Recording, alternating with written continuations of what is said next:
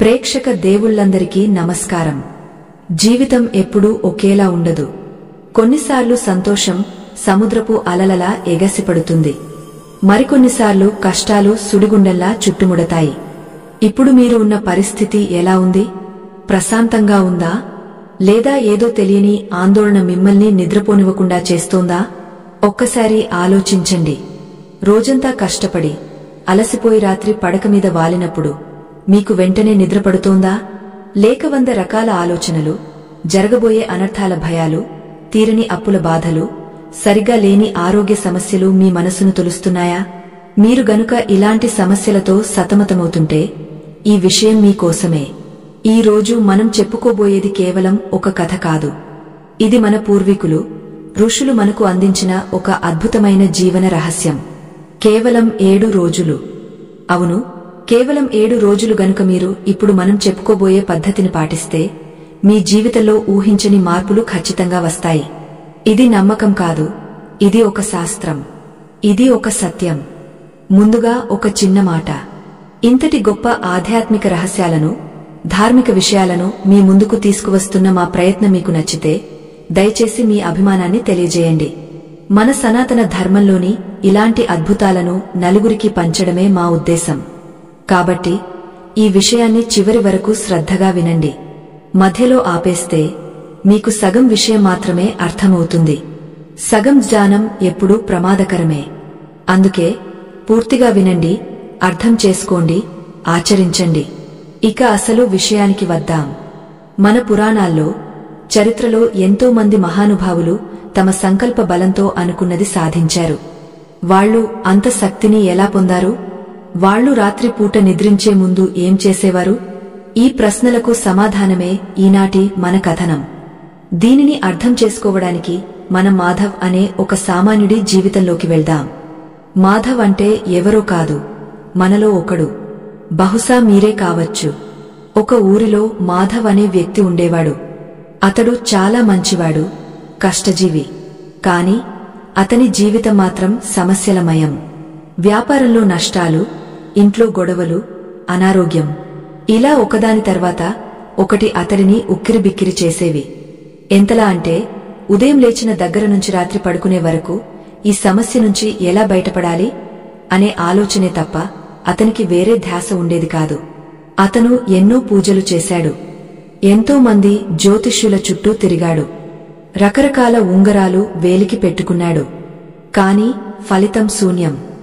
రోజులు గడుస్తున్నా కొద్ది అప్పులు పెరిగాయే తప్ప తరగలేదు. మనశ్శాంతి అనేది అతనికి అందని ద్రాక్షలా మారింది. రాత్రి పడుకుంటే చాలు ఆ రోజు జరిగిన అవమానాలు, రేపు జరగబోయే గొడవల గురించి ఆలోచిస్తూ గంటల తరబడి మేల్కొని ఉండేవాడు. ఒకరోజు మాధవ్ బాగా విసిగిపోయాడు. ఇక నా వల్ల కాదు, ఈ జీవితం నాకు వద్దు అనుకునే స్థాయికి వెళ్లిపోయాడు. అలా నిరాశతో ఊరి చివర ఉన్న ఒక పురాతన శివాలయానికి వెళ్లాడు. ఆలయం చాలా ఏకాంత ప్రదేశంలో ఉంది. అక్కడ పెద్దగా జనముండరు. చుట్టూ పెద్ద పెద్ద చెట్లు, పక్షుల కిలకిలారావాలు తప్ప వేరే శబ్దం లేదు. మాధవ్ ఆలయ మెట్ల మీద కూర్చుని వెక్కి వెక్కి ఏడవటం మొదలుపెట్టాడు. అతని ఏడుపు విని ఆలయం వెనుక ఉన్న గుహలో నుంచి ఒక వృద్ధుడు బయటకు వచ్చారు. ఆయన ముఖంలో ఒక అనిర్వచనీయమైన తేజస్సు ఉంది. కళ్లలో అంతులేని ప్రశాంతత ఉంది. ఆయన ఒక సిద్ధ పురుషుడు. ఎన్నో ఏళ్లుగా అడవిలో తపస్సు చేసుకుంటున్న యోగి. ఆయన నెమ్మదిగా నడుచుకుంటూ మాధవ్ దగ్గరకు వచ్చారు. ఎందుకు నాయనా అంత ఆవేదన? నీ కన్నీళ్లకు కారణమేమిటి అని ఆ యోగ గంభీరమైన స్వరంతో అడిగారు. మాధవ్ తలెత్తి చూశాడు. ఆ యోగిని చూడగానే అతనికి ఏదో తెలియని ధైర్యం వచ్చింది. తన కష్టాలన్నీ ఆ యోగ పాదాల ముందు ఏకరువు పెట్టాడు. తన అప్పుల గురించి, కుటుంబ సమస్యల గురించి, అనారోగ్యం గురించి ఒక్కటి కూడా వదలకుండా చెప్పేశాడు. చివరగా, స్వామీ, నేను ఎంతో మందిని కలిశాను, ఎన్నో పరిహారాలు చేశాను. కాని నా తలరాత మారడం లేదు. దేవుడు నామీద ఎందుకు ఇంత పగబట్టాడు అని అడిగాడు. ఆ యోగి చిరునవ్వు నవ్వి మాధవ్ భుజం మీద చెయ్యి వేశారు. పిచ్చివాడా, దేవుడు ఎవరిమీద పగబట్టడు. నీ రాతను రాసుకుంటున్నది దేవుడు కాదు, నువ్వే అన్నారు. మాధవ్ ఆశ్చర్యపోయాడు. నేనా? నా రాతను నేను రాసుకుంటున్నానా? కష్టాలు రావాలని ఎవరైనా కోరుకుంటారా స్వామీ? నేను సుఖంగా ఉండాలని కోరుకుంటున్నాను కదా అన్నాడు ఆవేదనగా. అప్పుడు ఆ యోగ మాధవ్ కళ్లలోకి సూటిగా చూస్తూ ఇలా అన్నారు, నిజమే, నువ్వు పైకి సుఖాన్ని కోరుకుంటున్నావు. కాని నీకు తెలియకుండానే ప్రతి రాత్రి నువ్వు కష్టాలను ఆహ్వానిస్తున్నావు. నీకు తెలియకుండానే నీ మనసు అనే తోటలో ముళ్ల మొక్కలను నువ్వే నాటుతున్నావు. మాధవ్కి ఏమీ అర్థం కాలేదు. నేను కష్టాలను ఆహ్వానించడం ఏమిటి స్వామీ? నాకు అర్థమయ్యేలా చెప్పండి అని ప్రాధేయపడ్డాడు. అప్పుడు ఆ యోగా అతని పక్కన కూర్చుని జీవిత గమనాన్ని మార్చే ఒక గొప్ప రహస్యాన్ని చెప్పడం మొదలుపెట్టారు. నాయనా, మనిషి మనసు ఒక అద్భుతమైన యంత్రం లాంటిది. ఇందులో 2 భాగాలు ఉంటాయి. ఒకటి, నువ్వు మెలకువగా ఉన్నప్పుడు పనిచేసే మనసు. దీనితో నువ్వు ఆలోచిస్తావు, నిర్ణయాలు తీసుకుంటావు, పనులు చేస్తావు. కాని దీని వెనుక మరొక మనసు ఉంది. అది చాలా శక్తివంతమైనది. అదే నీ అంతరంగ మనస్సు. దాన్నే సుప్తచేతన అని కూడా అంటారు. అది ఎప్పుడూ నిద్రపోదు. నువ్వుగాఘ నిద్రలో ఉన్నప్పుడు కూడా అది పని చేస్తూనే ఉంటుంది. యోగ మాటలను మాధవ్ శ్రద్ధగా వింటున్నాడు. యోగ కొనసాగించారు. నీ జీవితంలో జరిగే ప్రతి సంఘటన, నీకు వచ్చే ప్రతి కష్టం లేదా ప్రతి సుఖం అన్నీ ఆ లోపలి మనసులో నువ్వు నాటిన విత్తనాల ఫలితమే. ఆ అంతరంగ మనసు ఒక సారవంతమైన భూమి లాంటిది. అందులో నువ్వు వేప గింజ నాటితే వేప చెట్టు వస్తుంది, మామిడి గింజ నాటితే మామిడి చెట్టు వస్తుంది. అంతేకాని వేప గింజ నాటి తీపి మామిడి పండు కావాలంటే రాదు కదా? అవును స్వామీ, రాదు అన్నాడు మాధవ్. మరి నువ్వు చేస్తున్నది అదే నాయనా అన్నారు యోగ గట్టిగా. నువ్వు రోజంతా ఏం ఆలోచిస్తున్నావో పక్కన పెట్టు. కాని రాత్రి నిద్రపోయే ముందు ఆ చివరి నిమిషాల్లో నువ్వు ఏం ఆలోచిస్తున్నావో అదే నీ భవిష్యత్తుగా మారుతోంది.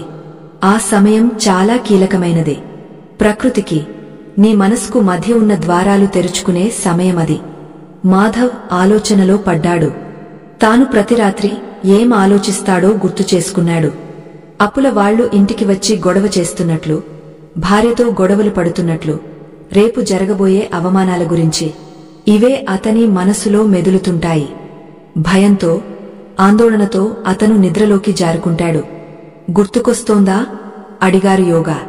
నువ్వు ప్రతి రాత్రి నిద్రపోయే ముందు నీ సమస్యలనే పదే పదే తలచుకుంటున్నావు. నాకు ఈ కష్టముంది, నాకు ఆ బాధ ఉంది, రేపు ఏమవుతుందో అని భయపడుతున్నావు. అంటే నీకు తెలియకుండానే నీ అంతరంగ మనసుకు ఒక ఆదేశం ఇస్తున్నావు. నాకు మరిన్ని సమస్యలు కావాలి, నాకు మరింత భయం కావాలి అని అడుగుతున్నావు. నీ అంతరంగ మనసుకు మంచి చెడులు తెలియవు. నువ్వు దేని గురించి ఎక్కువ భావోద్వేగంతో ఆలోచిస్తే దాన్ని అది నిజం చేయడానికి పని మొదలు పెడుతుంది. మాధవ్ గుండె బరువుగా మారింది. ఇన్నాళ్లు తను చేస్తున్న తప్పు ఏమిటో అతనికి అర్థమైంది. అయ్యో స్వామీ, మరి ఇప్పుడు నేను ఏం చేయాలి? నా సమస్యలు తీరాలంటే నేను ఏం చేయాలి అని అడిగాడు. పరిష్కారం చాలా సులభం నాయనా, కాని ఆచరించడం ముఖ్యం అన్నారు యోగి. నీ సమస్య ఏదైనా సరే, అది అనారోగ్యం కావచ్చు, అప్పుల బాధ కావచ్చు, కోర్టు కేసులు కావచ్చు, లేదా ఇంట్లో అశాంతి కావచ్చు. వాటన్నింటినీ మాయం చేయడానికి ఒక చిన్న వాక్యం చాలు. ఒకే ఒక్క వాక్యం. కాని ఆ వాక్యాన్ని ఎలా వాడాలో తెలియాలి. రాత్రి నిద్రపోయే ముందు నిద్రకు, మెలకువకు మధ్య ఒక స్థితి ఉంటుంది చూశావా? ఆ స్థితిలో నువ్వు ఈ వాక్యాన్ని నీ మనసులో నాటాలి. ఏమిటా వాక్యం స్వామీ? దయచేసి చెప్పండి, నేను ఈ రాత్రి నుంచే మొదలు పెడతాను అన్నాడు మాధవ్ ఆతృతగా. తొందరపడకు నాయనా. ఆ వాక్యం చెప్పే ముందు నువ్వు ఇంకొక విషయం తెలుసుకోవాలి. కేవలం వాక్యం చదివితే సరిపోదు. ఆ వాక్యాన్ని నీ మనసు లోతుల్లోకి పంపడానికి ఒక పద్ధతి ఉంది. మన పూర్వీకులు దీనిని నిద్రాయోగం అనేవారు. అంటే నిద్రను కూడా యోగంగా మార్చుకోవడం. ఈ సృష్టిలో ఉన్న అనంతమైన శక్తిని నీ వైపుకు తిప్పుకోవడం. యోగా కొద్దిసేపు మౌనంగా ఉన్నారు. ఆశ్రమంలో నిశ్శబ్దం మరింత గాఢంగా మారింది. మాధవ్ ఊపిరి బిగబట్టి వింటున్నాడు. విను మాధవ్, ఈ సృష్టి మొత్తం తరంగాలమయం. నీ ఆలోచన కూడా ఒక తరంగమే. నువ్వు ఒక రాయిని నీటిలో వేస్తే అలలు ఎలా వస్తాయో, నువ్వు పడుకునే ముందు చేసే ఆలోచన కూడా ఈ విశ్వంలోకి అలలు పంపుతుంది. నువ్వు నాకు అప్పులు ఉన్నాయి అని బాధతో పడుకుంటే ఆలోచన విశ్వమంతా వ్యాపించి నీకు అప్పులు ఇచ్చే పరిస్థితులనే మళ్లీ మళ్లీ ఆకర్షిస్తుంది. అదే నువ్వు సంతోషంగా తృప్తిగా పడుకుంటే ఆ సంతోషం పదింతలై తిరిగి వస్తుంది. కాని స్వామీ, కష్టాలు తలమీద ఉన్నప్పుడు సంతోషంగా ఎలా పడుకోగలం? కళ్ళు మూస్తే సమస్యలే కదా గుర్తొస్తాయి అని తన సందేహాన్ని బయటపెట్టాడు మాధవ్. అక్కడే ఉంది అసలైన రహస్యం అన్నారు యోగ నవ్వుతూ. నీ ప్రస్తుత పరిస్థితిని మార్చాలంటే ముందు నీ మానసిక స్థితిని మార్చాలి. నిజం బయట లేదు, నీ లోపల ఉంది. ఇప్పుడు నేను చెప్పబోయే పద్ధతిని, ఆ వాక్యాన్ని నువ్వు సరిగ్గా 7 రోజులు పాటిస్తే 8వ రోజు ఉదయానికి నీ సమస్యకు పరిష్కారం దానంతటా అదే నిన్ను వెతుక్కుంటూ వస్తుంది. నీ శత్రువులు మిత్రులుగా మారుతారు. నీ అప్పులు తీరే మార్గాలు కనబడతాయి. నీ ఆరోగ్యం కుదుటపడుతుంది. మాధవ్కు ఉత్సాహం ఆగడం లేదు. స్వామీ, ఇక ఆలస్యం చేయకండి. ఆ మంత్రం ఏమిటి? ఆ వాక్యం ఏమిటి అని అడిగాడు. యోగి గంభీరంగా, అది మంత్రం కాదు నాయనా, అది ఒక సంకల్పం. అది ఒక ఆజ్ఞ. నీ మనసుకు నువ్వు ఇచ్చే పరమ పవిత్రమైన ఆజ్ఞ. కాని దానిని ఉచ్చరించడానికి ముందు నువ్వు నీ శరీరాన్ని, మనసును ఒక ప్రత్యేకమైన స్థితికి తీసుకురావాలి. ఆ స్థితిలోకి ఎలా వెళ్ళాలి, వెళ్ళాక ఆ వాక్యాన్ని ఎలా పలకాలి అనేది ఇప్పుడు వివరిస్తాను, జాగ్రత్తగా విను అంటూ యోగి మాధవ్కు ఆ విధానాన్ని వివరించడానికి సిద్ధమయ్యారు. కాని అంతకంటే ముందు ఆయన ఒక హెచ్చరిక చేశారు. ఈ ప్రయోగం చాలా శక్తివంతమైనదే. దీనిని తప్పుగా వాడితే లేదా నమ్మకం లేకుండా చేస్తే ఫలితం ఉండదు. అంతేకాదు, నువ్వు పడుకునే మంచం, నువ్వు పడుకునే దిశ కూడా ఇందులో చాలా ముఖ్యం. అవన్నీ సరిగ్గా ఉంటేనే ఈ ఒక్క వాక్యం పనిచేస్తుంది. ప్రేక్షకులారా, మాధవ్లాగే మీరు కూడా ఆ ఒక్క వాక్యం ఏమిటో, ఆ వాక్యాన్ని పలికే ముందు పాటించాల్సిన నియమాలు ఏమిటో తెలుసుకోవాలని ఆతృతగా ఉన్నారు కదా. ఆ వాక్యం కేవలం కొన్ని పదాల కలయిక కాదు, అది మీ తలరాతను మార్చే బ్రహ్మాస్త్రం. కాని ఆ బ్రహ్మాస్త్రాన్ని ప్రయోగించడానికి ముందు మనం మన మనసును ఎలా శుద్ధి చేసుకోవాలో, నిద్రకు ఉపక్రమించే ముందు చేయకూడని పనులు ఏమిటో తెలుసుకోవడం చాలా ముఖ్యం. అవి తెలుసుకోకుండా ఆ వాక్యాన్ని వాడితే అది సరిగ్గా పని చేయకపోవచ్చు. గురువుగారు మాధవ్కు చెప్పిన ఆ రహస్య పద్ధతి ఏమిటి? అసలు నిద్రపోయే ముందు మన మెదడులో ఏం జరుగుతుంది? ఆ ఒక్క వాక్యం మన జీవితాన్ని ఎలా మారుస్తుంది? ఇవన్నీ మనం తదుపరి భాగంలో వివరంగా తెలుసుకుందాం. ఈ కథనం ఇక్కడితో అయిపోలేదు. ఇది కేవలం ఆరంభం మాత్రమే. అసలైన అద్భుతం ముందుంది. ఆ ప్రశాంతమైన రాత్రి వేళ ఆశ్రమంలో దీపం వెలుతురులో యోగి చెప్పే మాటలు మాధవ్ గుండెల్లో బలంగా నాటుకుంటున్నాయి. యోగి చెప్పిన ఆ హెచ్చరిక మాధవ్ను ఆలోచనలో పడేసింది. నిద్రపోయే మంచం, పడుకునే దిశ, మనసు స్థితి, ఇవన్నీ సరిగా లేకపోతే ఆ వాక్యం పనిచేయదా అనే సందేహం అతన్ని తొలుస్తోంది. మాధవ్ కుతూహలాన్ని గమనించిన యోగి మెల్లగా తన ఉపదేశాన్ని కొనసాగించారు. మాధవ్, చాలా జాగ్రత్తగా విను. మనలో చాలామంది చేసే అతి పెద్ద తప్పు ఏమిటంటే నిద్రను కేవలం శరీరానికి విశ్రాంతినిచ్చే ఒక ప్రక్రియగా మాత్రమే చూస్తారు. రోజంతా కష్టపడి అలసిపోయి ఆ బడలికను పోగొట్టుకోవడానికి మాత్రమే నిద్రపోతున్నాం అనుకుంటారు. కాని సత్యం ఏమిటంటే నిద్ర అనేది నువ్వు మరొక ప్రపంచంలోకి ప్రవేశించే ద్వారం. నీ భౌతిక శరీరం విశ్రాంతి తీసుకుంటున్నప్పుడు నీ సూక్ష్మ శరీరం, నీ అంతరంగం విశ్వంతో సంభాషణ మొదలు పెడతాయి. యోగ కాసేపు ఆగి ఆకాశం వైపు చూపించారు. ఆ పైన కనిపిస్తున్న నక్షత్రాలను చూడు. అవి ఎంత నిశ్శబ్దంగా ఉన్నాయో, కాని వాటి వెనుక అనంతమైన శక్తి దాగ ఉంది. అలాగే నీ నిద్ర కూడా. నువ్వు నిద్రలోకి జారుకునే ఆ కొన్ని నిమిషాల సమయముందే, అది చాలా పవిత్రమైనది. దానిని మన ఋషులు సంధ్యా సమయం అని పిలిచేవారు. అంటే మెలకువకు, నిద్రకు మధ్య ఉండే వారధి. ఆ సమయంలో నువ్వు ఏం చేసినా, ఏం ఆలోచించినా అది నేరుగా దైవానికి చేరే విన్నపం లాంటిది. కాని స్వామీ, మేమేం తప్పు చేస్తున్నాం అని అడిగాడు మాధవ్ అమాయకంగా. నువ్వు మాత్రమే కాదు మాధవ్, ప్రపంచంలో 90% మంది ఇదే తప్పు చేస్తున్నారు అని యోగ వివరించడం మొదలుపెట్టారు. సాధారణంగా మనుషులు పడకగదిలోకి ఎలా వెళ్తారు? చేతిలో లెక్కల పుస్తకాలు, మనసులో రేపటి చింతలు, గుండెల్లో ఈరోజు జరిగిన అవమానాల బరువు మోసుకుంటూ వెళ్తారు. భార్యాభర్తలు పడకగదిలో ఏం మాట్లాడుకుంటారు? ఈ నెల ఖర్చులు పెరిగిపోయాయి, పిల్లల ఫీజులు కట్టాలి, అప్పులవాడు ఫోన్ చేశాడు అనే విషయాలే కదా చర్చించుకుంటారు. మాధవ్ తలదించుకున్నాడు. నిజమే స్వామీ, మేము పడుకునే ముందు మాట్లాడుకునేది అవే. ఆ గొడవలతోనే నిద్రపోతాం. అదే మీరు చేస్తున్న మహాపాపం అని గట్టిగా హెచ్చరించారు యోగి. పడకగది అనేది ఒక దేవాలయం లాంటిది.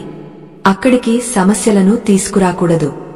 ఎందుకంటే నువ్వు నిద్రలోకి వెళ్లే ముందు చివరి 5 నిమిషాల్లో ఏ భావోద్వేగంతో ఉంటావో, రాబోయే 8 గంటల నిద్రలో నీ అంతరంగం అదే భావోద్వేగాన్ని 1,000,000 రెట్లు పెంచుతుంది.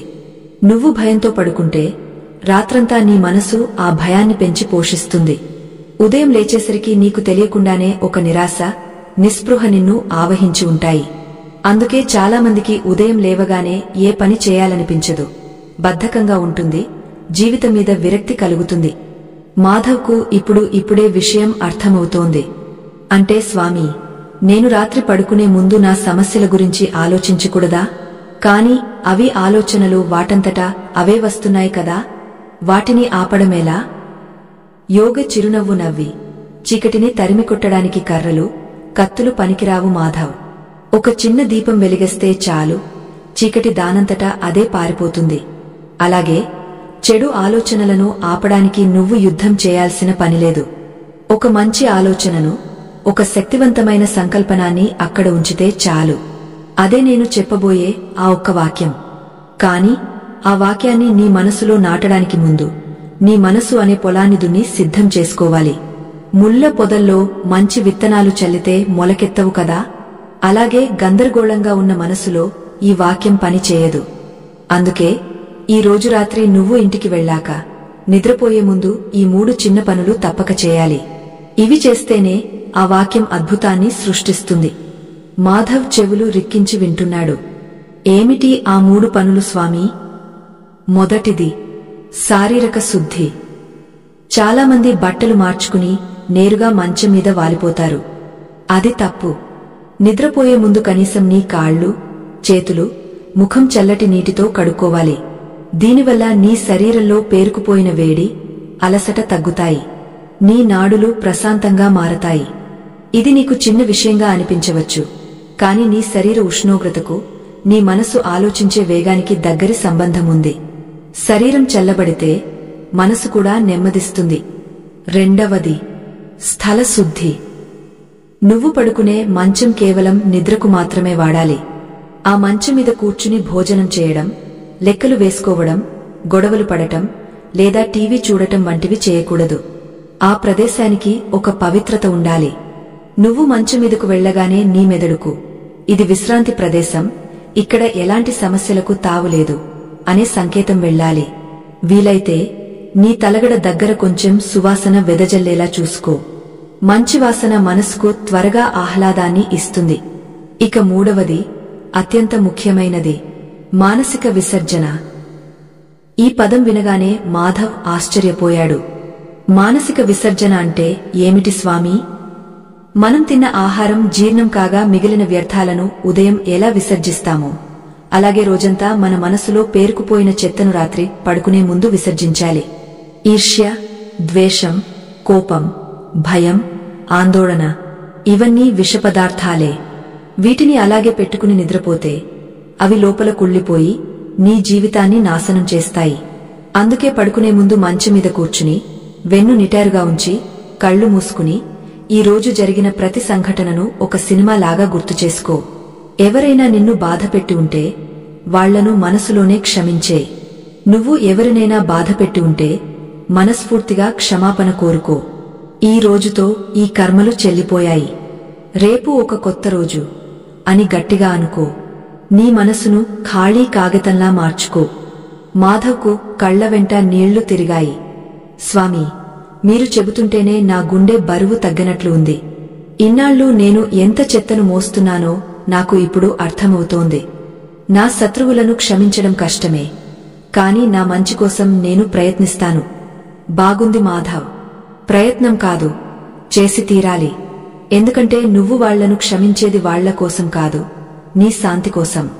నువ్వు నిప్పును చేతిలో పట్టుకుని వాళ్లమీద విసిరేయాలని చూస్తే ముందు కాలేది నీ చేతివేళే. కోపం కూడా అంతే. యోగి మాధవ్ భుజం తట్టారు.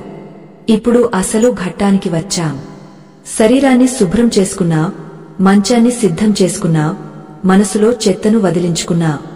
ఇప్పుడు నీ మనసు ఒక సారవంతమైన భూమిలా ఉంది. ఇప్పుడు మనం ఆ అద్భుతమైన విత్తనాన్ని, అదే ఆ మాయావాక్యాన్ని నాటాలి. ఆ వాక్యం ఏమిటి స్వామీ? ఇప్పుడైనా చెప్పండి అన్నాడు మాధవ్ ఆతృత ఆపుకోలేక. చెబుతాను, కాని ఆ వాక్యాన్ని పలికేటప్పుడు నీ శ్వాసలో ఒక లయ ఉండాలి, మాటలో ఒక కంపనముండాలి. అది కేవలం పెదాల నుంచి రాకూడదు, నీ నాభిలో నుంచి రావాలి. మన పూర్వీకులు శబ్దానికి ఉన్న శక్తిని ఎప్పుడో గుర్తించారు. ఓం అనే శబ్దం సృష్టికి మూలమని ఎందుకు అంటారో తెలుసా? శబ్దం నుంచే సృష్టి పుట్టింది కాబట్టి. నువ్వు పలికే ఆ వాక్యం కూడా నీ కొత్త జీవితాన్ని సృష్టించబోతోంది. యోగ కొంచెం ముందుకు వంగి మాధవ్ చెవిలో గుసగుసగా చెప్పినట్లుగా స్వరంతో ఇలా అన్నారు. మాధవ్, ఈ సృష్టిలో ఏది అడిగినా ఇచ్చే ఒక కల్పవృక్షం ఉంది. అది ఎక్కడో లేదు, నీ మెదడులోనే ఉంది. దానికి భాష తెలియదు, దానికి కేవలం భావన మాత్రమే తెలుసు. ఆ వాక్యాన్ని నువ్వు ఎంత గాజమైన నమ్మకంతో, ఎంత లోతైన భావనతో చెబుతావో అంత త్వరగా అది ఫలితాన్ని ఇస్తుంది. ఆ వాక్యంలో 3 భాగాలు ఉంటాయి మాధవ్. మొదటి భాగం కృతజ్ఞత, రెండవ భాగం నమ్మకం, మూడవ భాగం స్వీకరణ. ఈ మూడింటిని కలిపి ఒకే వాక్యంగా మార్చి నిద్రలోకి జారుకునే ముందు, సరిగ్గా నీ స్పృహ కోల్పోయే క్షణానికి ముందు దీనిని మనసులో అనుకోవాలి. అలా అనుకుంటే నిజంగా అప్పులు తీరుతాయా స్వామీ? నిజంగా ఆరోగ్యం బాగవుతుందా అని మళ్లీ తన సందేహాన్ని వెలిబుచ్చాడు మాధవ్. మనిషి నైజం కదా, అంత సులభంగా నమ్మలేకపోతున్నాడు. అప్పుడు యోగా ఒక అద్భుతమైన ఉదాహరణ చెప్పారు. మాధవ్, ఒక చిన్న విత్తనంలో ఇంత పెద్ద మర్రి చెట్టు ఎలా దాగ ఉందో నీకు తెలుసా? కంటికి కనిపించని ఆ శక్తి మట్టిలో కలిసి నీటిని పీల్చుకుని ఇంత పెద్ద వృక్షంగా మారుతుంది. అలాగే ఈ వాక్యం కూడా ఒక బీజాక్షరం లాంటిది. ఇది నీ అంతరంగంలో పడగానే విశ్వశక్తిని ఆకర్షించి నీ సమస్యలను పరిష్కరించే మార్గాలను, అవకాశాలను, వ్యక్తులను నీ వైపుకు తీసుకువస్తుంది. ఇది గారడీ విద్య కాదు, ఇది మనోవిజ్ఞాన శాస్త్రం. నువ్వు అడిగిన ప్రశ్నకు సమాధానం అవును, ఖచ్చితంగా తీరుతాయి. కాని దానికి 7 రోజుల సమయం పడుతుంది. ఈ 7 రోజులు ప్రతి రాత్రి ఒక్కరోజు కూడా తప్పకుండా ఈ వాక్యాన్ని పఠించాలి. 8వ రోజు ఉదయానికి నీకు ఒక శుభవార్త అందుతుంది, లేదా నీ సమస్యకు పరిష్కారం చూపే ఒక దారి దొరుకుతుంది. ఇది నా హామీ. మాధవ్లో ఇప్పుడు పూర్తి నమ్మకం కలిగింది. అతను చేతులు జోడించి, స్వామీ, ఇక ఆలస్యం వద్దు. ఆ దివ్యమైన వాక్యం ఏమిటి? దాన్ని ఎలా పలకాలి? దయచేసి ఉపదేశించండి అని వేడుకున్నాడు. యోగ దీర్ఘంగా ఊపిరి పీల్చుకున్నారు. చుట్టూ ఉన్న వాతావరణం మరింత నిశ్శబ్దంగా మారింది. గాలి కూడా స్తంభించినట్లు అనిపించింది. విను మాధవ్, ఈ వాక్యం చాలా శక్తివంతమైనది. దీనిని ఉచ్చరించే ముందు నీ కళ్ళు మూసుకుని నీ దృష్టిని నీ 2 కనుబొమ్మల మధ్య ఉన్న ఆజ్ఞా చక్రంపై కేంద్రీకరించాలి. ఆ తర్వాత నెమ్మదిగా శ్వాస తీసుకుంటూ నేను చెప్పబోయే ఈ పదాలను నీ మనసులో స్పష్టంగా అనుకోవాలి. ప్రేక్షకులారా, మీరు సిద్ధంగా ఉన్నారా?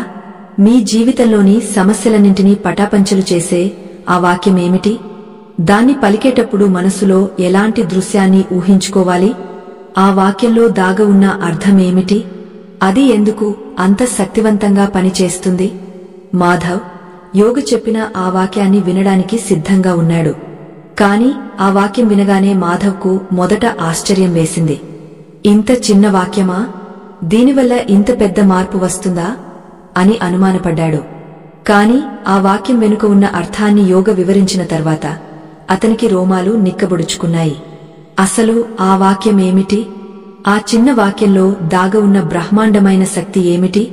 ఆ రహస్యాన్ని, ఆ మంత్రవాక్యాన్ని మనం తదుపరి భాగంలో, అంటే 3వ భాగంలో వివరంగా తెలుసుకుందాం. మీరు ఊహించని విధంగా, ఎంతో శాస్త్రీయంగా, ఎంతో ఆధ్యాత్మికంగా ఆ వాక్యం ఉండబోతోంది. ఆ వాక్యం మీ చేతికి అందబోయే ఒక అద్భుత దీపం. కాబట్టి ఈ ప్రయాణాన్ని ఇక్కడితో ఆపకండి. మనం ఇంకా గమ్యం చేరలేదు. అసలైన రహస్యం తలుపులు ఇప్పుడే తెరుచుకుంటున్నాయి. సిద్ధంగా ఉండండి. ఆ నిశ్శబ్దరాత్రిలో యోగిగారి కళ్లలో ఒక అద్భుతమైన మెరుపు కనిపించింది. మాధవ్ ఆతృతగా ఆ ఒక్క వాక్యం వినడానికి సిద్ధంగా ఉన్నాడు. కాని యోగ వెంటనే ఆ వాక్యాన్ని చెప్పలేదు. దానికి బదులుగా ఆ వాక్యం వెనుక ఉన్న విజ్ఞానాన్ని, అది ఎందుకు పనిచేస్తుందో తెలిపే సూత్రాన్ని వివరించడం మొదలుపెట్టారు. ఎందుకంటే అర్థం తెలియకుండా చేసే పని అంధకారంలో బాణం వేసినట్లే అవుతుంది. లక్ష్యం తగలొచ్చు, తగలకపోవచ్చు, కాని గురి చూసి అర్థం చేసుకుని వేసే బాణం ఖచ్చితంగా లక్ష్యాన్ని ఛేదిస్తుంది. మాధవ్, నువ్వు ఆ వాక్యాన్ని వినడానికి ఎంత ఆతృతగా ఉన్నావో నాకు తెలుసు. కాని ఆ వాక్యం కేవలం కొన్ని అక్షరాల కలయిక కాదు. అది ఒక తాళం చెవి లాంటిది. నీ లోపల ఉన్న అనంతమైన శక్తి భాండాగారాన్ని తెరిచే తాళం చెవి అది. అయితే ఆ తాళం చెవిని తిప్పడానికి నీకు కావలసిన బలం, నమ్మకం. ఆ నమ్మకం ఎక్కడి నుండి వస్తుంది? జ్ఞానం నుండి వస్తుంది. అందుకే ముందు ఈ విషయం విను. యోగా కొద్దిసేపు మౌనంగా ఉండి చుట్టూ ఉన్న ప్రకృతిని చూపించారు. ఈ చెట్లను చూడు, ఆ ప్రవహిస్తున్న నదిని చూడు, ఆ పక్షులను చూడు. అవి ఎప్పుడైనా రేపటి గురించి దిగులు పడటం నువ్వు చూసావా? వాటికి అప్పులు ఉన్నాయా? వాటికి అనారోగ్య సమస్యలు వస్తే అవి డిప్రెషన్లోకి వెళ్తాయా? లేదు కదా. ఎందుకంటే అవి ప్రకృతితో మమేకమై జీవిస్తున్నాయి. అవి ఇప్పుడు ఈ క్షణంలో జీవిస్తున్నాయి. కాని మనిషి మాత్రమే గతం అనే బరువును, భవిష్యత్తు అనే భయాన్ని మోస్తూ వర్తమానాన్ని నరకంగా మార్చుకుంటున్నాడు. నువ్వు రాత్రి పడుకునే ముందు నాకు సమస్య ఉంది అని పదే పదే అనుకోవడం వల్ల నువ్వు విశ్వానికి ఏమని చెబుతున్నావో తెలుసా? నేను బాధితుడిని, నేను బలహీనుడిని అని చాటి చెబుతున్నావు. ఈ విశ్వం ఒక పెద్ద అద్దం లాంటిది మాధవ్. నువ్వు అద్దం ముందు నిలబడి ఏడిస్తే అద్దంలో ఉన్న బొమ్మ కూడా ఏడుస్తుంది. నువ్వు నవ్వితే అది కూడా నవ్వుతుంది. నువ్వు నాకు లేదు అని ఏడుస్తూ పడుకుంటే విశ్వం సరే నీకు లేదు అని నీ దారిద్ర్యాన్ని రెట్టింపు చేసి చూపిస్తుంది. మాధవ్ ఆశ్చర్యంగా వింటున్నాడు. అంటే స్వామి, నాకు సమస్య ఉన్నప్పుడు సమస్య లేదని ఎలా అనుకోగలను? అది అబద్ధం చెప్పినట్లు కాదా? నా మనసు దాన్ని ఎలా నమ్ముతుంది అని చాలా తెలివైన ప్రశ్న అడిగాడు. యోగా సంతోషించారు. చాలా మంచి ప్రశ్న అడిగావు మాధవ్. ఇక్కడే అసలైన కిటుకు ఉంది. మనం మన మనసును మోసం చేయడం లేదు, దానికి కొత్త దిశను చూపిస్తున్నాం. మన పురాణాల్లో తథాస్తు దేవతలు ఉంటారని విన్నావు కదా. నువ్వు ఏమనుకుంటే దానికి వాళ్ళు తథాస్తు అంటే అలాగే జరుగుగాక అని దీవిస్తారని అంటారు. నిజానికి ఆ తథాస్తు దేవతలు బయట ఎక్కడో లేరు, నీ అంతరంగంలోనే ఉన్నారు. నీ ప్రతి ఆలోచనకు నీ అంతరాత్మ తథాస్తు అని అంటుంది. నువ్వు నా కర్మ బాలేదు అనుకుంటే నీ అంతరాత్మ తథాస్తు నీ కర్మ అలాగే ఉండుగాక అంటుంది. నువ్వు నేను ఈ సమస్య నుంచి బయటపడతాను, నాకు అంతా మంచి జరుగుతుంది అని గట్టిగా నమ్మితే అప్పుడు కూడా తథాస్తు అలాగే జరుగుగాక అంటుంది. కాబట్టి నువ్వు రాత్రి నిద్రపోయే ముందు పలికే ఆ వాక్యం ఎలా ఉండాలంటే అది విశ్వానికి ఒక విన్నపంలా ఉండకూడదు. ఒక భిక్షగాడిలా దేవుడా నాకు ఇది ఇవ్వు అని అడగకూడదు. ఒక మహారాజులా ఇది నాది, ఇది నాకు దక్కింది అని ప్రకటించుకోవాలి. మాధవ్కు ఇప్పుడు విషయం అర్థమవుతోంది. ప్రార్థన అంటే అడుక్కోవడం కాదు, ప్రార్థన అంటే హక్కుగా పొందడం అని గ్రహించాడు. స్వామి, అంటే నేను నా సమస్య తీరిపోయినట్లుగా ఊహించుకోవాలా అని అడిగాడు. అవును మాధవ్, కాని కేవలం ఊహించుకోవడం సరిపోదు, అనుభూతి చెందాలి. ఉదాహరణకు నీకు 1 కోటి రూపాయల లాటరీ తగిలితే నీకు ఎంత ఆనందంగా ఉంటుందో ఆనందం నీకు ఇప్పుడే ఈ క్షణమే కలగాలి. డబ్బు చేతికి రాకముందే ఆ ఆనందాన్ని నువ్వు అనుభవించగలిగితే ఆ డబ్బు నిన్ను వెతుక్కుంటూ రావడం ఖాయం. దీనినే ఆకర్షణ సిద్ధాంతం అంటారు. సమానమైనవి సమానమైన వాటిని ఆకర్షిస్తాయి. సంతోషం సంతోషాన్ని ఆకర్షిస్తుంది, దున్హకం దున్హకాన్ని ఆకర్షిస్తుంది. యోగా ఇంకా లోతుగా వివరించారు. నువ్వు పడుకునే ముందు వాడాల్సిన ఆ వాక్యంలో 3 అద్భుతమైన శక్తులు దాగ ఉన్నాయి. మొదటిది క్షమాగుణం, రెండవది కృతజ్ఞత, మూడవది స్వీకరణ. ఈ మూడింటిని కలిపి ఒకే వాక్యంగా మలిచి నీ శ్వాసతో కలిపి లోపలికి పంపాలి. ఆ వాక్యం యొక్క అర్థమేమిటంటే ఈ రోజు జరిగిన ప్రతిదానికి, అది మంచైనా చెడైనా, నేను దేవుడికి కృతజ్ఞతలు చెబుతున్నాను. ఎందుకంటే ఆ కష్టంలో కూడా నాకు ఏదో ఒక పాణ్యముంది. మరియు నా రేపటి రోజు అద్భుతంగా ఉండబోతోందని, నా కోరికలన్నీ అప్పటికే తీరిపోయాయని నేను పూర్తిగా నమ్ముతున్నాను, స్వీకరిస్తున్నాను. మాధవ్ కొంచెం గందరగోళంగా చూశాడు. స్వామీ, అర్థం చాలా బాగుంది. కాని ఇంత పెద్ద అర్థాన్ని ఒకే చిన్న వాక్యంలో ఎలా చెప్పాలి? ఆ వాక్యం ఏమిటో సూటిగా చెప్పండి. యోగ చిరునవ్వుతో, ఆతృత పడకు. అది చాలా చిన్న వాక్యం. కాని అది పని చేయాలంటే నువ్వు ఒక ప్రత్యేకమైన స్థితిలో ఉండాలి. మనం ఇంతకు ముందు చెప్పుకున్నట్లు, నిద్రకు ఉపక్రమించే ముందు కళ్ళు మూసుకుని నీ శరీరాన్ని పూర్తిగా సడలించాలి. కాలివేళ్ల నుండి తల వరకు ప్రతి అవయవాన్ని విశ్రాంతి తీసుకో అని ఆదేశించాలి. నీ శరీరం తేలికగా గాలిలో తేలుతున్నట్లు అనిపించాలి. అప్పుడు నీ మెదడులో ఆలోచనలు తగ్గుతాయి. నీ మెదడు తరంగాలు నెమ్మదిస్తాయి. అప్పుడు నువ్వు చెప్పే మాటకు తిరుగు ఉండదు. ఇప్పుడు జాగ్రత్తగా విను. ఆ వాక్యం 2 భాగాలుగా ఉంటుంది. మొదటి భాగం నీ గతాన్ని శుద్ధి చేస్తుంది. రెండవ భాగం నీ భవిష్యత్తును సృష్టిస్తుంది. ఈ వాక్యాన్ని నువ్వు మనసులో గట్టిగా అరవకూడదు. చాలా మృదువుగా, ఒక గుసగుసలాగా నీ గుండెకు మాత్రమే వినిపించేలా అనుకోవాలి. యోగ మాధవ్ వైపు తీక్షణంగా చూస్తూ, ఆ వాక్యం ఇదే మాధవ్. రాసుకో లేదా గుండెల్లో ముద్రించుకో అన్నారు. మాధవ్ శ్వాస బిగబట్టి వింటున్నాడు. మొదటి భాగం, జరిగినదంతా నా మంచికే. ఈ విశ్వానికి నా కృతజ్ఞతలు. రెండవ భాగం, నాకు కావలసిన శాంతి, ఆరోగ్యం మరియు సంపద ఇప్పుడు నా సొంతం. నేను పరిపూర్ణంగా ఉన్నాను. యోగి ఆ వాక్యాన్ని పలికిన విధానం మాధవ్ ఒంట్లో విద్యుత్ ప్రవహించినట్లు చేసింది. ఆ మాటల్లో ఎంత బలముందో అతనికి అర్థమైంది. కాని యోగ అక్కడితో ఆపలేదు. చూడు మాధవ్, ఈ వాక్యం వినడానికి చాలా సాదాసీదాగా అనిపించవచ్చు. జరిగినదంతా మంచికే అని అనడం కష్టం, ముఖ్యంగా మనకు నష్టం జరిగినప్పుడు.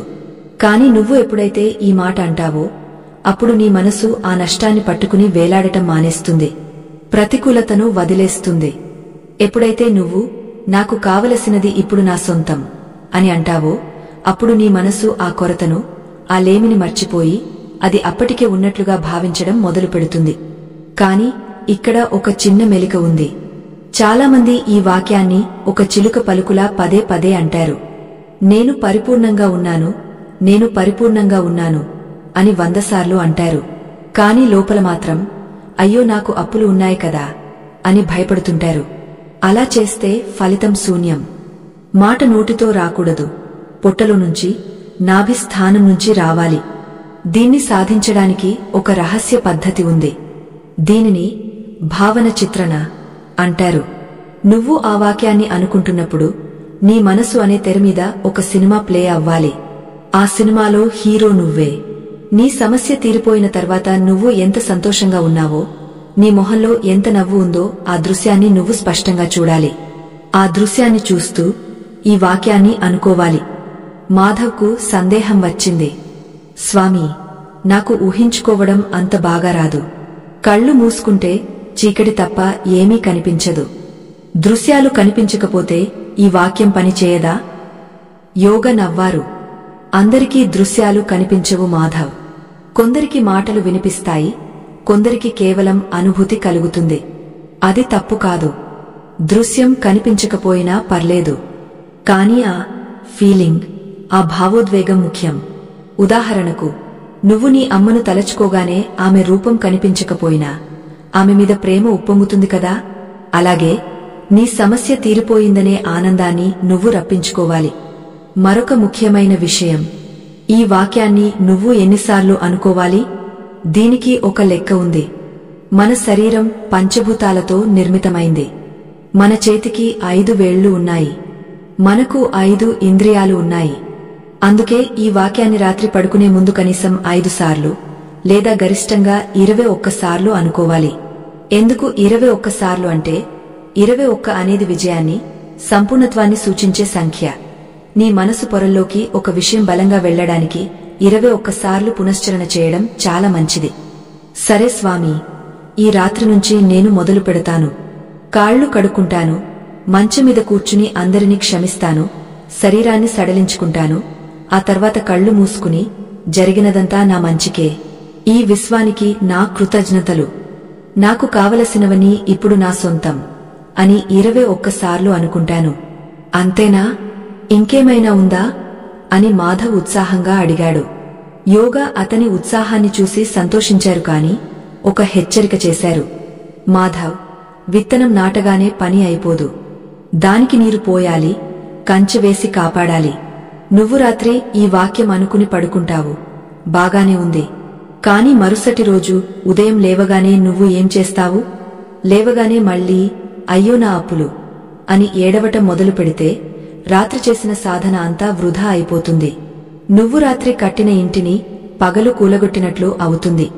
అందుకే రాత్రి చేసే ఈ ప్రయోగానికి పగలు నువ్వు ఉండే తీరుకు ఒక సంబంధముండాలి. దీన్నే నిరంతర స్మరణ అంటారు.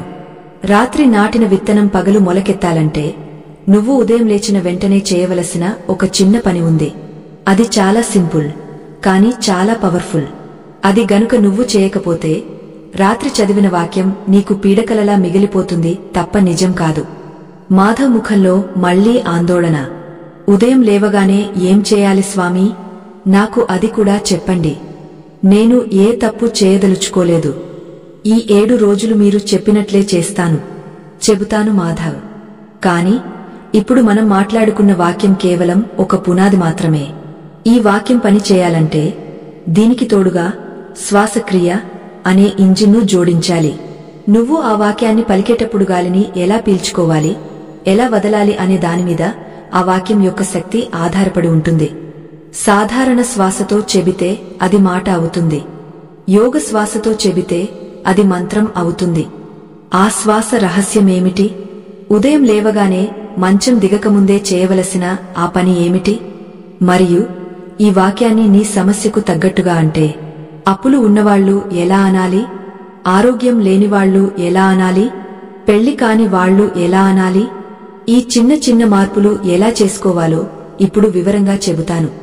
ప్రేక్షకులారా, యోగగారు చెప్పిన ఆ సాధారణ వాక్యం, జరిగినదంతా నా మంచికే, నా కోరికలన్నీ ఇప్పుడు తీరిపోయాయి, వినడానికి సులువుగానే ఉంది కదా. కాని దీన్ని మన శ్వాసతో ఎలా అనుసంధానించాలి? అప్పుల బాధ ఉన్నవాళ్లు ఈ వాక్యాన్ని ఎలా మార్చుకోవాలి? అనారోగ్యంతో ఉన్నవాళ్లు ఎలా మార్చుకోవాలి? ఎందుకంటే ఒక్కొక్కరి సమస్య ఒక్కోలా ఉంటుంది. అందరికీ ఒకే మందు పని చేయదు కదా. అందుకే తదుపరి భాగంలో మీకున్న నిర్దిష్టమైన సమస్యలకు ఈ వాక్యాన్ని ఎలా వాడాలో, శ్వాసను ఎలా నియంత్రించాలో, ఉదయం లేవగానే ఆ అద్భుతాన్ని ఎలా కొనసాగించాలో యోగగారు మాధవ్కు అలాగే మనకు వివరించబోతున్నారు.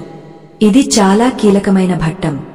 ఎందుకంటే ఇక్కడే మనం అసలైన టెక్నిక్ ను నేర్చుకోబోతున్నాం. ఆశ్రమంలోని నిశ్శబ్ద వాతావరణంలో యోగి గొంతు గంభీరంగా వినిపిస్తోంది. మాధవ్ తనకు దొరికిన ఈ జ్ఞానాన్ని ఎలా వాడాలో తెలియక సతమతమవుతున్నాడు. అతని ఆతృతను గమనించిన యోగి ఆ ఒక్క వాక్యాన్ని మరింత శక్తివంతంగా మార్చే శ్వాస రహస్యాన్ని వివరించడం మొదలుపెట్టారు. మాధవ్, బాగా గుర్తుపెట్టుకో, ఈ ప్రపంచంలో ప్రాణానికి, మనసుకు విడదీయరాని బంధముంది. నువ్వు కోపంగా ఉన్నప్పుడు నీ శ్వాస వేగంగా ఆడుతుంది. నువ్వు ప్రశాంతంగా ఉన్నప్పుడు నీ శ్వాస నెమ్మదిగా, లయబద్ధంగా ఉంటుంది. అంటే నీ శ్వాసను మార్చడం ద్వారా నీ మనసును కూడా మార్చవచ్చు. అందుకే మనం చెప్పుకున్న ఆ వాక్యాన్ని కేవలం నోటితో పలకకుండా ప్రాణవాయువుతో కలిపి లోపలికి పంపాలి. దీన్నే ప్రాణసంధానం అంటారు. ఇప్పుడు నేను చెప్పే పద్ధతిని జాగ్రత్తగా విను. నువ్వు పడక మీద కూర్చుని కళ్ళు మూసుకున్న తర్వాత మొదట దీర్ఘంగా ఊపిరి పీల్చుకో. గాలిని లోపలికి పీల్చుకుంటున్నప్పుడు ఈ విశ్వం నుంచి అపారమైన శక్తి, ఆరోగ్యం, సంపద తెల్లటి కాంతి రూపంలో నీ ముక్కు రంధ్రాల ద్వారా నీ శరీరంలోకి ప్రవేశిస్తున్నట్లు భావించు. గాలిని పూర్తిగా పీల్చుకున్న తర్వాత ఒక క్షణం ఊపిరి బిగబట్టి ఆపు. సరిగ్గా ఆ క్షణంలో, ఆ నిశ్శబ్దంలో మనం అనుకున్న ఆ వాక్యాన్ని నీ మనసులో స్పష్టంగా అనుకో. గాలిని లోపలికి పీల్చావు, వాక్యాన్ని మనసులో నాటావు. ఇప్పుడు నెమ్మదిగా గాలిని వదులు. గాలిని వదులుతున్నప్పుడు నీ శరీరంలో ఉన్న అనారోగ్యం, నీ మనసులో ఉన్న దారిద్ర్యం, భయం, ఆందోళన అన్నీ నల్లటి పొగ రూపంలో బయటకు వెళ్లిపోతున్నట్లు ఊహించుకో. ఇలా గాలి పీల్చడం, వాక్యాన్ని స్మరించడం, గాలి వదలడం, ఇది ఒక ఆవృతం. ఇలా నువ్వు 21 సార్లు చేయాలి. దీనివల్ల ఆ వాక్యం నేరుగా నీ ఉపచేతన మనసులో ముద్రించబడుతుంది. మాధవ్కు ఇప్పుడు విషయం పూర్తిగా అర్థమైంది. కాని అతనికి మరొక సందేహం వచ్చింది. స్వామీ, పద్ధతి బాగానే ఉంది, కాని అందరి సమస్యలు ఒకేలా ఉండవు కదా. నాకు అప్పుల బాధ ఉంది, వేరొకరికి అనారోగ్యం ఉండవచ్చు, ఇంకొకరికి పెళ్లి కావడం లేదని బాధ ఉండవచ్చు. అందరూ నా కోరికలన్నీ తీరాయి అని అంటే సరిపోతుందా? లేక ఎవరి సమస్యకు తగ్గట్టుగా వాళ్లు ఆ వాక్యాన్ని మార్చుకోవాలా? యోగా సంతోషంగా తల ఊపారు. చాలా మంచి ప్రశ్న మాధవ్. మూలసూత్రం ఒక్కటే అయినా మందును రోగానికి తగ్గట్టుగా వాడాలి. ఆ వాక్యాన్ని నీ అవసరానికి తగ్గట్టుగా చిన్న మార్పులు చేసుకోవచ్చు. కాని ఇక్కడొక ప్రమాదం ఉంది. చాలామంది తమ సమస్యను చెప్పుకుంటూ ఆ సమస్యనే మళ్లీ ఆకర్షిస్తారు. ఉదాహరణకు, అప్పుల బాధ ఉన్నవాడు నాకు అప్పులు ఉండకూడదు అని కోరుకుంటాడు. ఇక్కడ అతని మనసు దేనిమీద లగ్నమైంది? అప్పు అనే పదం మీద. విశ్వానికి కూడదు, వద్దు అనే పదాలు అర్థం కావు. దానికి కేవలం అప్పు అనేది మాత్రమే వినిపిస్తుంది. దాంతో అది నీకు మరిన్ని అప్పులనే ఇస్తుంది. అందుకే నీ వాక్యం ఎప్పుడూ సానుకూలంగా ఉండాలి. నీకు ఏం వద్దో అది చెప్పకూడదు, నీకు ఏం కావాలో అదే చెప్పాలి. ఇప్పుడు ఒక్కొక్క సమస్యకు ఆ వాక్యాన్ని ఎలా మార్చుకోవాలో చెబుతాను విను. మొదట ఆర్థిక సమస్యలు లేదా అప్పుల బాధ ఉన్నవాళ్లు, వీళ్ళు అప్పులు తీరాలి అని అనకూడదు. దానికి బదులుగా ఇలా అనుకోవాలి: నాకు కావలసినంత సంపద నా దగ్గర ఉంది, నా ఆర్థిక స్థితి అద్భుతంగా ఉంది, నేను ధనవంతుడిని అని వర్తమాన కాలంలో అప్పటికే జరిగిపోయినట్లుగా భావించాలి. నువ్వు ఎంత పేదరికంలో ఉన్నా సరే ఆ క్షణం నువ్వు ఒక మహారాజులా ఫీల్ అవ్వాలి. రెండవది అనారోగ్యం. నా రోగం పోవాలి, నా కాలు నొప్పి తగ్గాలి అని అనకూడదు. అలా అంటే నువ్వు రోగాన్ని గుర్తు చేసుకుంటున్నావు. దానికి బదులుగా నా శరీరం వజ్రంలా దృఢంగా ఉంది, నా ప్రతి అణువు ఆరోగ్యంతో నిండి ఉంది, నేను సంపూర్ణ ఆరోగ్యవంతుడిని అని చెప్పుకోవాలి. నీ శరీరం మంచం మీద ఉన్నా నీ మనసులో మాత్రం నువ్వు ఆరోగ్యంగా పరుగెడుతున్న దృశ్యం కనిపించాలి. మూడవది సంబంధ బాంధవ్యాలు లేదా వివాహం. భార్యాభర్తల మధ్య గొడవలు ఉన్నా లేదా పెళ్లి కావడం లేదని బాధపడుతున్నా గొడవలు పోవాలి అని కోరుకోకూడదు. మా మధ్య అద్భుతమైన ప్రేమ ఉంది, మేమిద్దరం ఒకరినొకరు అర్థం చేసుకుంటున్నాం, నా జీవిత భాగస్వామి నన్ను ఎంతగానో ప్రేమిస్తున్నారు అని చెప్పుకోవాలి. ఆ ప్రేమను ఇప్పుడే అనుభవించాలి. నాలుగవది ఉద్యోగం లేదా విజయం. నాకు ఉద్యోగం రావడం లేదు అని ఏడవకూడదు. నేను నా నైపుణ్యానికి తగిన అద్భుతమైన ఉద్యోగంలో ఉన్నాను, నేను విజయాన్ని సాధించాను, నాకు ఈ అవకాశం ఇచ్చినందుకు కృతజ్ఞతలు అని చెప్పుకోవాలి. మాధవ్ శ్రద్ధగా వింటూ తన సమస్యకు తగిన వాక్యాన్ని మనసులో సిద్ధం చేసుకున్నాడు. స్వామి, అంటే మనం కోరుకునేది అప్పటికే మన దగ్గర ఉన్నట్లు నటించాలన్నమాట? నటించడం కాదు మాధవ్, జీవించడం అని సరిచేశారు యోగి. నటనలో ప్రాణం ఉండదు, జీవించడంలో అనుభూతి ఉంటుంది. నువ్వు ఎంత గాఢంగా నమ్మితే ఆ నమ్మకమే వాస్తవ రూపం దాలుస్తుంది. ఇక చివరిగా అత్యంత ముఖ్యమైన విషయం. రాత్రి చేసిన ఈ సాధన ఫలించాలంటే ఉదయం లేవగానే నువ్వు చేసే మొదటి పని చాలా కీలకం. రాత్రంతా నువ్వు నాటిన విత్తనం ఉదయం లేవగానే మొలకెత్తడానికి సిద్ధంగా ఉంటుంది. ఆ సమయంలో నువ్వు చేసే చిన్న తప్పు మొత్తం ప్రయత్నాన్ని నాశనం చేయగలదు. మాధవ్ భయంగా చూశాడు. ఏమిటా తప్పు స్వామీ? ఉదయం లేవగానే నేను ఏం చేయాలి? మాధవ్, ఈ కాలంలో మనుషులు నిద్ర లేవగానే మొదట చేసే పని ఏమిటి? తమ పక్కన ఉన్న చరవాణిని, ఫోన్ చూడటం. అందులో ఏముంటుంది? ఎవరో పంపిన వార్తలు, ప్రపంచంలో జరిగిన ప్రమాదాలు లేదా ఇతరుల జీవితాల గురించి అనవసరమైన విషయాలు. నిద్రలేచిన వెంటనే నీ మెదడు చాలా సున్నితమైన స్థితిలో ఉంటుంది. దానిని బ్రహ్మ ముహూర్త స్థితి అంటారు. ఆ సమయంలో నువ్వు దేన్నైతే చూస్తావో, దేన్నైతే వింటావో అది రోజంతా నీ మనసును శాసిస్తుంది. నువ్వు లేవగానే ఫోన్ చూసి అందులో ఏదో చెడు వార్త చదివితే నీకు తెలియకుండానే ఆ రోజంతా నీలో ఆందోళన ఉంటుంది. అందుకే రాబోయే 7 రోజులు నువ్వు నిద్ర లేవగానే కళ్ళు తెరవద్దు. మంచం మీద నుంచి కిందకు దిగవద్దు. మెలకువ రాగానే చిరునవ్వుతో కళ్ళు మూసుకునే ఉండు. రాత్రి నువ్వు ఏదైతే వాక్యాన్ని అనుకున్నావో అదే వాక్యాన్ని కేవలం ఒక్కసారి మనసులో తలచుకో. ధన్యవాదాలు దైవమా, ఈ రోజు నాకు అద్భుతమైన రోజు. నా కోరిక తీరినందుకు కృతజ్ఞతలు అని చెప్పుకో. ఆ తర్వాత నీ 2 అరచేతులను రుద్ది కళ్లకు అద్దుకో. నీ అరచేతుల్లో లక్ష్మీదేవి, సరస్వతీదేవి, గోవిందుడు ఉంటారని శాస్త్రం చెబుతుంది. అంటే ధనం, జ్ఞానం, శక్తి నీ చేతుల్లోనే ఉన్నాయని అర్థం. ఆ తర్వాతే కళ్ళు తెరిచి నీ కుడి కాలును భూమి మీద మోపి భూదేవికి నమస్కరించి మంచం దిగు. ఇది మూజనమ్మకం కాదు మాధవ్. కుడివైపున సూర్యనాడు ఉంటుంది. అది చురుకుదనానికి ప్రతీక. కుడికాలు ముందు వేయడం వల్ల నీ శరీరంలో ఉత్సాహం మొదలవుతుంది. అలాగే స్నానం చేసేటప్పుడు కూడా నీళ్లు కేవలం శరీరాన్ని కడుగుతున్నట్లు కాకుండా నీ దురదృష్టాన్ని కూడా కడిగేస్తున్నట్లు భావించు. అద్దంలో నిన్ను నువ్వు చూసుకున్నప్పుడు ఒక పరాజితుడిని చూడకు, రాబోయే విజేతను చూడు. నిన్ను నువ్వు చూసి నవ్వుకో. నువ్వు అదృష్టవంతుడివి అని నీ ప్రతిబింబంతో చెప్పుకో. మాధవ్కు అంతా అర్థమైంది. స్వామీ, మీరు చెప్పింది అక్షరాలా పాటిస్తాను. రాత్రి పడుకునే ముందు శ్వాసతో కలిపి 21 సార్లు నా వాక్యాన్ని జపిస్తాను. ఉదయం లేవగానే ఫోన్ చూడకుండా చిరునవ్వుతో నా కోరిక తీరినట్లు భావించి కుడి కాలు పెట్టి మంచం దిగుతాను. ఇది 7 రోజులు చేస్తాను. యోగి మాధవ్ భుజం తట్టి, మంచిది మాధవ్, కాని గుర్తుపెట్టుకో, ఈ ప్రయాణం పూలపాన్పు కాదు. నువ్వు ఈ సాధన మొదలుపెట్టిన 2-3 రోజులకే నీ మనసు నీతో యుద్ధం చేయడం మొదలు పెడుతుంది. అప్పటిదాకా నిన్ను పట్టి పీడిస్తున్న నీ పాత అలవాట్లు, భయాలు అంత సులభంగా వదిలి వెళ్లవు. అవి నిన్ను వెనక్కి లాగుతాయి. ఇదంతా వట్టిదే, నీవల్ల కాదు, ఇవన్నీ మూజనమ్మకాలు అని నీ మనసే నిన్ను ఎగతాళి చేస్తుంది. నీకు విసుగు వస్తుంది, నిద్ర వస్తుంది, మర్చిపోవాలనిపిస్తుంది. అదే అసలైన పరీక్షా సమయం. చాలామంది అక్కడే ఓడిపోతారు. ఆటంకాలను ఎలా దాటాలో, ఆ 3-4 రోజుల్లో నీకు ఎదురయ్యే అనుభవాలు ఎలా ఉంటాయో వాటిని తట్టుకుని ఎలా నిలబడాలో నీకు తెలియాలి.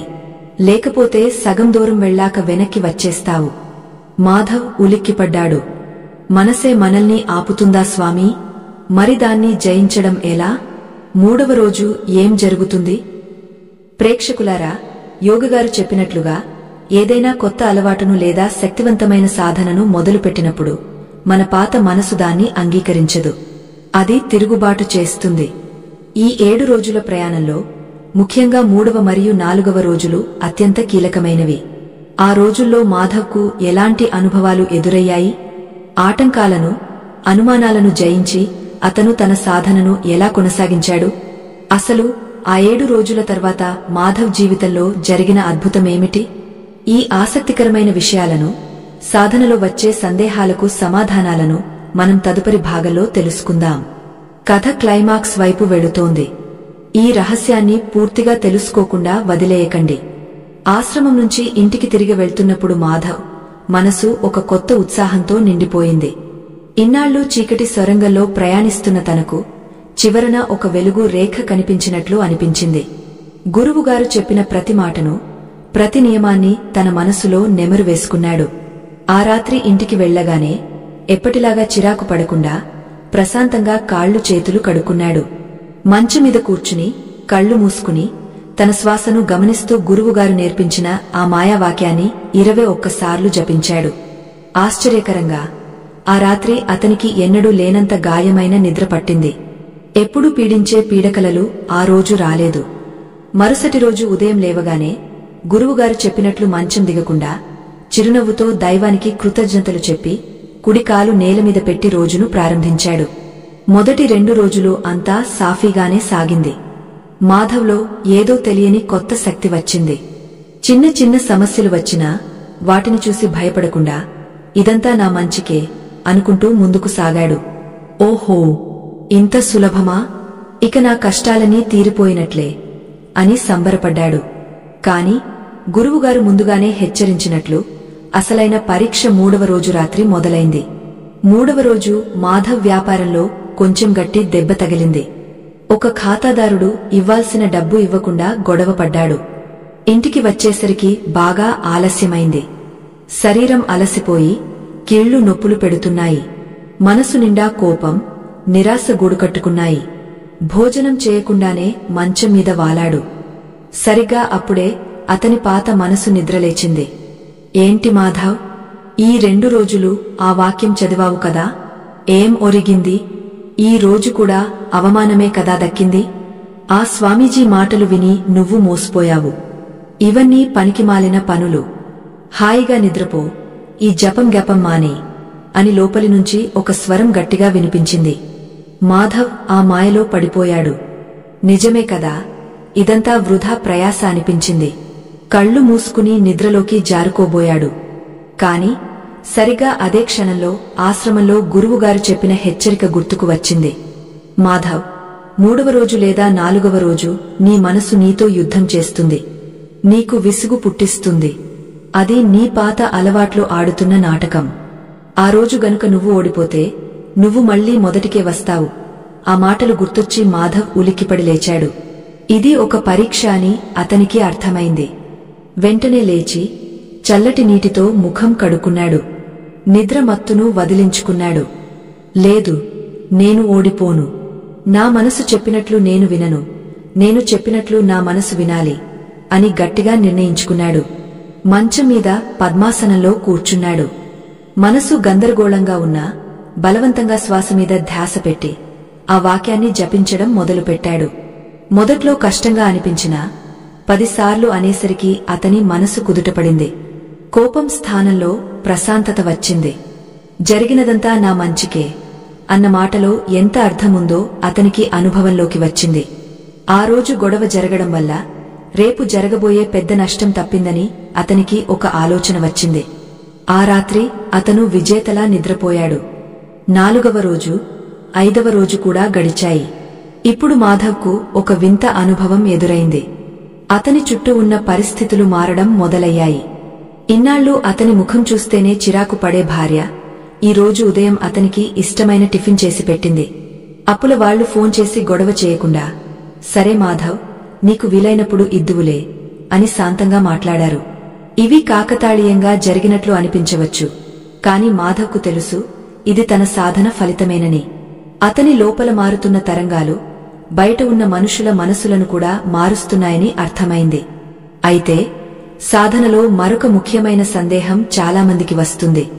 మాధవ్కు కూడా వచ్చింది. అదేమిటంటే, స్వామి, రాత్రి పడుకునే ముందు ఆ వాక్యం అనుకుంటున్నాను, బాగానే ఉంది.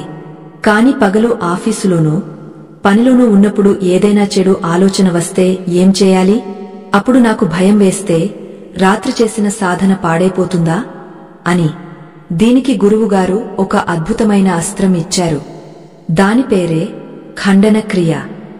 అంటే పగలు ఎప్పుడైనా సరే మీ మనసులో నాకు భయంగా ఉంది లేదా ఈ పని జరగదేమో అనే వ్యతిరేక ఆలోచన రాగానే వెంటనే అప్రమత్తం అవ్వాలి. ఆలోచనను కొనసాగనివ్వకూడదు. వెంటనే మనసులో ఇది సత్యం కాదు, ఇది నా పాత అలవాటు మాత్రమే, రద్దు రద్దు రద్దు, క్యాన్సల్ క్యాన్సల్ క్యాన్సల్ అని 3 సార్లు గట్టిగా అనుకోవాలి. ఆ తర్వాత వెంటనే దానికి వ్యతిరేకమైన సానుకూల ఆలోచనను ఒక్కసారి స్మరించాలి. ఉదాహరణకు, నాకు జ్వరం వస్తుందేమో అనిపించగానే రద్దు రద్దు రద్దు, నేను సంపూర్ణ ఆరోగ్యంగా ఉన్నాను అని చెప్పుకోవాలి. ఇలా చేయడం వల్ల పగలు మొలకెత్తే కలుపు మొక్కలను ఎప్పటికప్పుడు పీకేసినట్లు అవుతుంది. 6వ రోజు రాత్రి వచ్చేసరికి మాధవ్లో ఒక గొప్ప మార్పు వచ్చింది. అతనికి ఫలితం గురించి ఆతృత పోయింది. నా సమస్య తీరుతుందా లేదా అనే భయం పోయింది. ఏది జరిగినా అది నా మంచికే, దేవుడు నాకు ఏది అవసరమో అదే ఇస్తాడు అనే ఒక గొప్ప స్థితాప్రజ్ఞత అతనికి అలవడింది. దీనినే శరణాగతి అంటారు. మనం ఎప్పుడైతే ఫలితాన్ని ఆశించకుండా నమ్మకంతో కర్మ చేస్తామో అప్పుడే ప్రకృతి తన అద్భుతాలను చూపిస్తుంది. కోరికను గట్టిగా పట్టుకుంటే అది జారిపోతుంది, నమ్మి వదిలేస్తే అది నెరవేరుతుంది. చివరికి 7వ రోజు రానే వచ్చింది. ఇది చాలా కీలకమైన రోజు.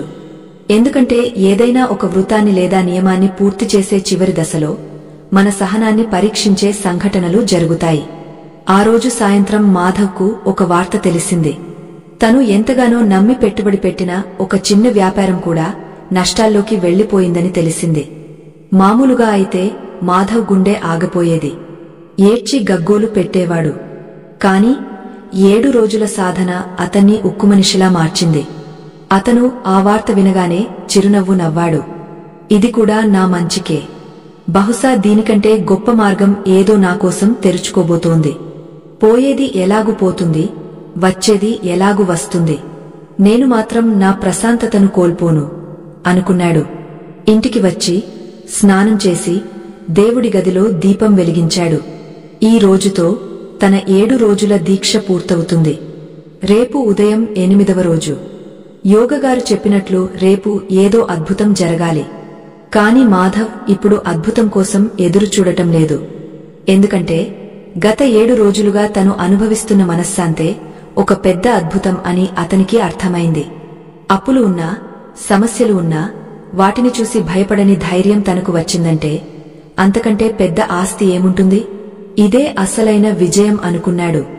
ఆ 7వ రోజు రాత్రి మాధవ్ అత్యంత భక్తిశ్రద్ధలతో ఆ క్రియను చేశాడు. కళ్ళు మూసుకుని విశ్వమంతా కాంతిమయంగా ఉన్నట్లు, ఆ కాంతి తనను ఆశీర్వదిస్తున్నట్లు భావించాడు. జరిగినదంతా నా మంచికే. నాకు కావలసిన ఐశ్వర్యం, ఆరోగ్యం, ఆనందం ఇప్పుడు నా సొంతం. తథాస్తు తథాస్తు తథాస్తు అని 21 సార్లు జపించాడు. ఆ తర్వాత ఒక చిన్న పిల్లవాడిలా అమ్మ ఒడిలో నిద్రపోతున్నట్లుగా గాగ్య నిద్రలోకి జారుకున్నాడు. ఆ రాత్రి అతనికి ఒక కల వచ్చింది. ఆ కలలో సాక్షాత్తు ఆ యోగగారు కనిపించి మాధవ్ తలమీద చెయ్యి వేసి, నీ పరీక్ష పూర్తయింది నాయనా, ఇక కళ్ళు తెరువు, నీ కొత్త జీవితం నిన్ను పిలుస్తోంది అని ఆశీర్వదించారు. తెల్లవారింది. 8వ రోజు సూర్యోదయం అయింది. కిటికీలోంచి సూర్యకిరణాలు మాధవ్ ముఖం మీద పడ్డాయి. అతను నెమ్మదిగా కళ్ళు తెరిచాడు. గడియారం చూస్తే సమయం ఉదయం 6 గంటలు. ఎప్పుడూ లేనంత ఉత్సాహంగా ఉంది. మంచం మీద నుంచి దిగబోతుండగా అతని ఫోన్ మోగింది. ఇంత ఉదయాన్నే ఎవరు ఫోన్ చేస్తున్నారు అని అనుమానంగా చూశాడు. అది ఒక కొత్త నంబర్. ఆ ఫోన్ కాల్ మాధవ్ జీవితాన్ని శాశ్వతంగా మార్చబోతోంది. ఆ ఫోన్ చేసింది ఎవరు? అందులో మాధవ్ విన్న వార్త ఏమిటి? యోగిగారు చెప్పినట్లు నిజంగానే సమస్య మాయమైందా, లేక ఇదంతా మాధవ్ భ్రమ? అసలు ఆ ఒక్క వాక్యం మాధవ్ తలరాతను ఎలా మార్చింది? ప్రేక్షకులారా, మన కథ ఇప్పుడు ముగింపు దశకు చేరుకుంది. ఈ 7 రోజుల ప్రయాణం మనందరికీ ఒక పాఠం. కాని అసలైన ఫలితం ఎలా ఉంటుందో తెలిస్తే మీరు ఆశ్చర్యపోతారు. ఈ కథ ద్వారా మనం నేర్చుకోవలసిన అంతిమ సందేశమేమిటి? దాన్ని మనం తదుపరి మరియు చివరి భాగంలో తెలుసుకుందాం. మాధవ్ వణుకుతున్న చేతులతో ఆ చరవాణిని, ఫోన్ చెవి దగ్గర పెట్టుకున్నాడు. అవతలి వైపు నుంచి వినిపిస్తున్న గొంతు అతనికి బాగా తెలిసినదే. అది అతని ఊరి పెద్దాయన గొంతు. మాధవ్, శుభవార్త నాయనా. గత 5 ఏళ్లుగా నీ పొలం విషయంలో కోర్టులో నలుగుతున్న కేసు ఉంది కదా, ఆ భూమి మాదని వాదించిన అవతలి పార్టీ వాళ్లు ఈ రోజు ఉదయం నా దగ్గరకు వచ్చారు. వాళ్ల మనసు ఎందుకో మారింది. మాధవ్ చాలా మంచివాడు. అనవసరంగా అతన్ని ఇబ్బంది పెట్టాం, కేసు వెనక్కి తీసుకుంటాం, పైగా ఇన్నాళ్లు అతనికి జరిగిన నష్టానికి పరిహారం కూడా ఇస్తాం అని ఒప్పుకున్నారు. నువ్వు వెంటనే బయలుదేరిరా, ఈ రోజే రిజిస్ట్రేషన్ పని ముగించేద్దాం. ఆ మాటలు వినగానే మాధవ్ చేతిలో నుంచి ఫోన్ జారి కింద పడబోయింది. కళ్లలో నుంచి గంగా యమునలా నీళ్లు ఉబికి వస్తున్నాయి. అది దుంహకం కాదు, అది ఆనందం కాదు, అది అంతకంటే గొప్పదైన ఒక కృతజ్ఞతాభావం. 5 ఏళ్లుగా చెప్పులరిగేలా తిరిగినా తెగని సమస్య. తను ఇంట్లో కూర్చుని తన మనసును మార్చుకోగానే బయట పరిస్థితి కూడా మారిపోయింది. మాధవ్ వెంటనే మంచం దిగి కిటికీలోంచి కనిపిస్తున్న సూర్యుడికి నమస్కరించాడు. ధన్యవాదాలు దైవమా, నా నమ్మకాన్ని నిజం చేశావు అని గట్టిగా అరిచాడు. అప్పుడు అతనికి యోగిగారి మాటలు గుర్తొచ్చాయి. సమస్య బయట లేదు మాధవ్, నీ లోపలే ఉంది. నీ లోపల ముడి విప్పితే బయట ముడి దానంతటా అదే విడిపోతుంది. నిజమే కదా. గత 7 రోజులుగా మాధవ్ ఆ శత్రువులను తిట్టుకోవడం మానేశాడు.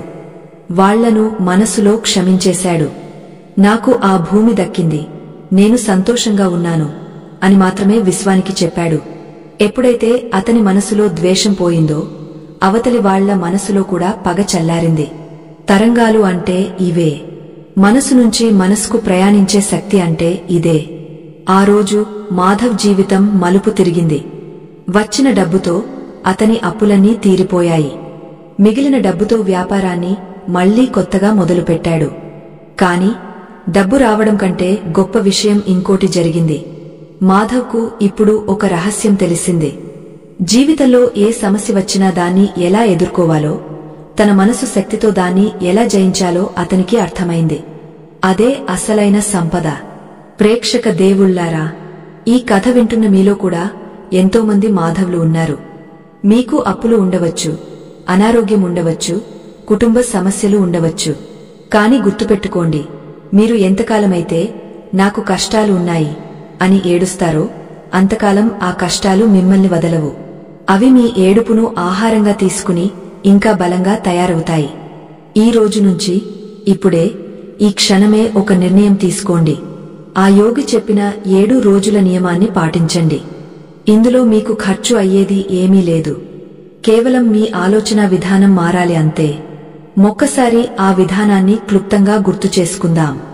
రాత్రి పడుకునే ముందు కాళ్లు చేతులు కడుక్కుని మంచమీద కూర్చుని రోజంతా జరిగిన మంచి చెడులను వదిలేసి మీ శత్రువులను క్షమించి మనసును తెల్ల కాగతంలా మార్చుకోండి.